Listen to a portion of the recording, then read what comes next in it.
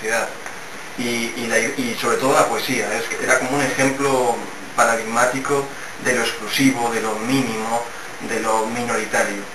Y bueno, yo estuve dando clases, compartiendo poesía en cárceles de Argentina, en México, villamiserias, favelas que le llaman allí, barrios absolutamente deprimidos a nivel económico, que no de otro tipo.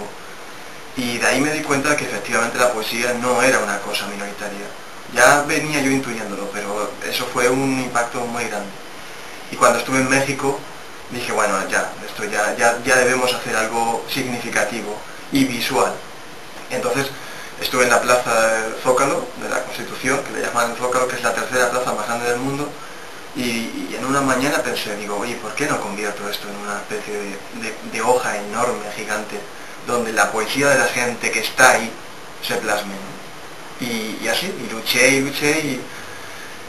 y fue muy difícil conseguir el Zócalo porque es una ciudad enorme donde han pasado muchas cosas, y bueno, que me dejaran el Zócalo fue toda una odisea, pero ahí perseveré, y al final lo conseguimos, y bueno, se realizó. Bueno, de hecho la imagen que publicita un poco el de Guía de Isora es ese gesto de México, y eso pasó hace 2 años y medio, y ahora hay 19 ciudades del mundo que tienen su poema gigante, que han escrito la gente, han escrito en 32 idiomas, hay unas 14.000 participaciones. Le decía a Benito un dato que he conocido hace poco, que son 48.000 kilómetros, que llevamos dando vueltas de un trayecto a otro. Hemos estado en Canadá, hemos estado en Estados Unidos, Turquía, Cuba, Costa Rica, Nicaragua, en fin, muchísimos países, y los que quedan, ¿no? Que ya hay 5 previstos, entre ellos Malasia e Indonesia, que también ahí van a ser otros 20.000 o por ahí.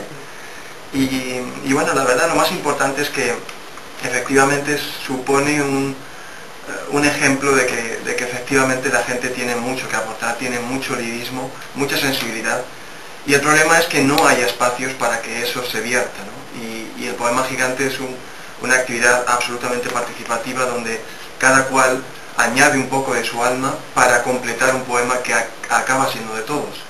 Además es el poema de Tenerife, va a ser el poema de Guía, es el poema que no se parece en nada al que escribió la gente en Lisboa, por ejemplo, o en Barcelona, ¿no? Donde se ha hecho también, o en México. Entonces cada ciudad, digamos que imprime un carácter, pues como parte del mundo que somos, ¿no? Y sirve para ejemplificar que es mucho más rico que sea así, que no que seamos todos iguales. Pero ¿sabes lo que pasa, Miguel Ángel? Que hay muchísima gente que sí tiene esa creatividad, que sí tiene esa sensibilidad, pero que no cree en sí mismo. O sea, le cuesta sacar esa creatividad fuera.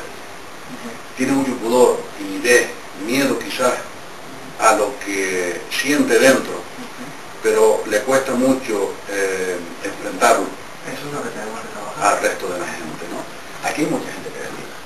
Sí. Yo estoy convencido desde siempre que aquí hay mucha gente creativa y mucha gente muy inteligente. Esa es la estructura que tenemos que crear, claro, sí.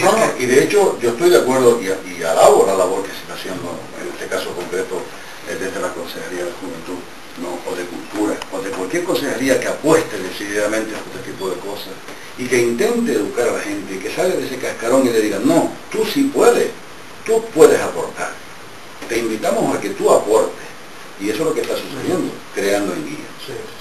Estás pidiéndole a la gente que sí, que venga, que eres bienvenido o eres bienvenida, y que aceptamos tus ideas, y aceptamos tu mensaje, y aceptamos tu poema. Y además con el añadido de que yo creo que todos estamos de acuerdo en ello, ¿no? Que existe un cierto nivel de urgencia en todo esto, es decir, necesitamos que se creen cosas nuevas.